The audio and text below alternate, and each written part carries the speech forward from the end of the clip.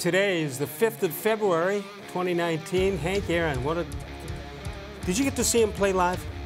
I saw him when he was ending his career with the Brewers. Oh, yeah. It was one day it was Gaylord Perry against him. Remember that one? I remember him hitting a home run at the old ballpark. Yeah, off Gaylord Perry, I think. Anyway, this is a pretty good day for birthdays. Hank Aaron, Roger Staubach, Matt Stick.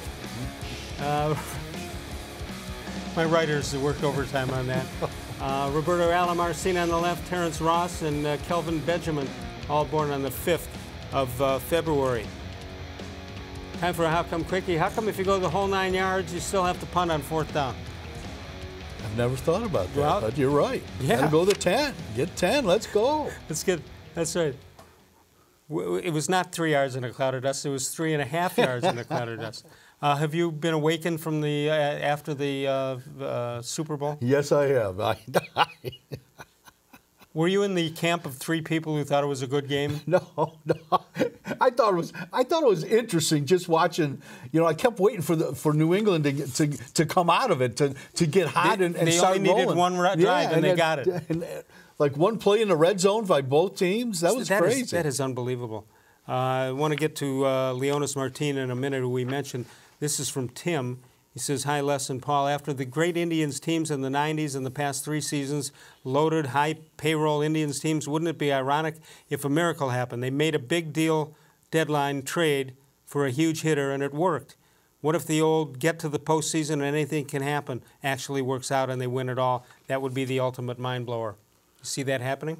Well, you know, I'm a firm believer that if you keep getting to the postseason enough times, something good is going to happen. 97, the 97 Have you been a Cleveland Indians, fan? Yeah, but well, who thought the 97 Indians, out of all those teams, they won like, what, 87 games? Yeah, I always said that was the worst team of the bunch. And yet, look who they had. Matt Williams on that team. Right. They had Marquise Grissom. They had Omar. They had, you know, Tomey, and I think Manny was on. Manny was still on that team, but it was still the worst team of that whole bunch that led into the 2000s. And 2016, you know, with that battered pitching staff. I mean, obviously, you know, Andrew Miller helped, but no 2 starting pitchers and they get to Game 7. Yeah. So you never know.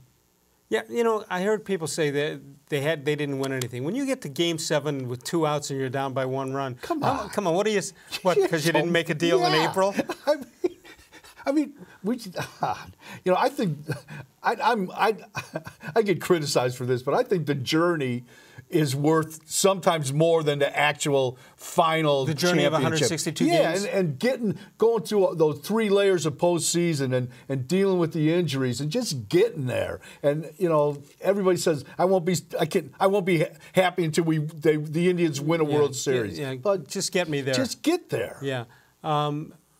When you think about it, though, the Indians in 16 were just so darn close, and it's hard to believe that maybe the rain had anything to do with it. I don't.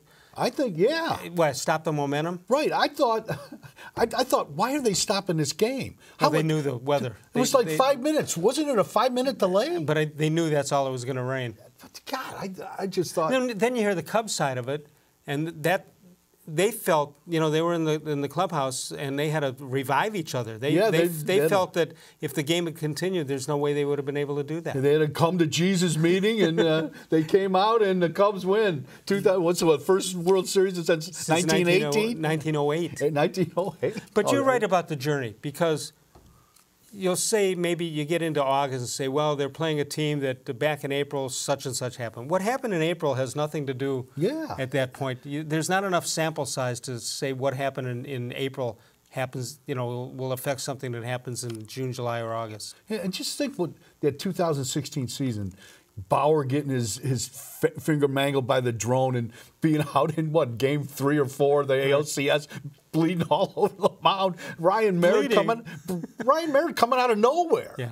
I mean, from the backfields of Goodyear, Arizona, right. They bring him back, and he pitches good enough to clinch. And you knew you'd never see him again, pretty much. I mean, it just, things like that happen. All right, so you talked about Martin and what happened to him last year. Let's listen. He seems to be okay right now. Let's listen in.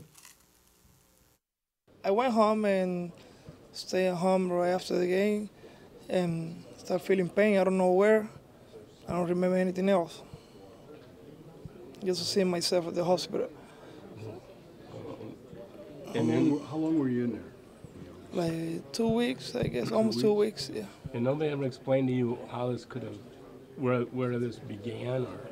Nobody came to me and explained me anything. Probably they did to my family, whatever, but I haven't heard anything about it.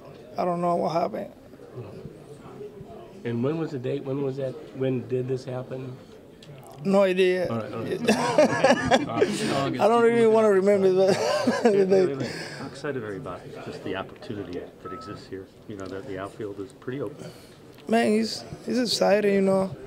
Like, I got sick last year, and then I feel like I want to stay here in this place, and I got to thank the Cleveland Indians to give me the opportunity to be back with the team and, you know, be part of this nightclub and try to help this team to win the World Series, win the division first.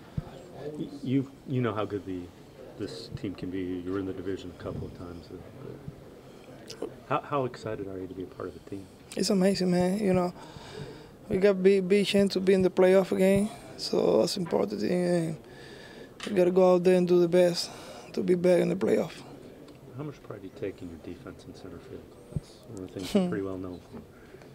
I just go out there, do my best, you know, try to do practice over and over and over to get better every single day, and, you know, and go out there, have fun, and try to do my best and try to help my team to win games.